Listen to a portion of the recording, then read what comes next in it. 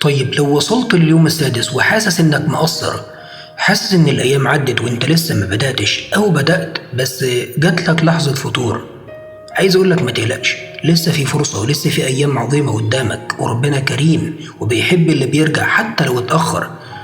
الرحلة لسه فيها وقت، الرحلة لسه فيها وقت، ولسه قدامك يوم عرفة، يعني لسه عندك كنوز، بس محتاج تبدأ من دلوقت.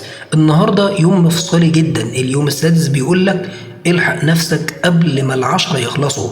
ربنا سبحانه وتعالى مش بيبص للبداية، بيهمه أوي الخاتمة. النبي عليه الصلاة والسلام بيقول إنما الأعمال بالخواتيم، يعني لو بدأت النهاردة بصدق، لو قررت من دلوقتي تغير، فانت ممكن تكون من الفائزين حتى لو ضيعت أول 5 أيام.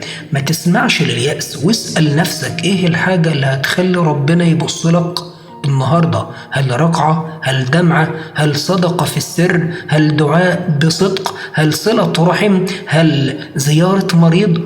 كل ده مفتوح، وربنا عارف ضعفك بس منتظر خطوتك.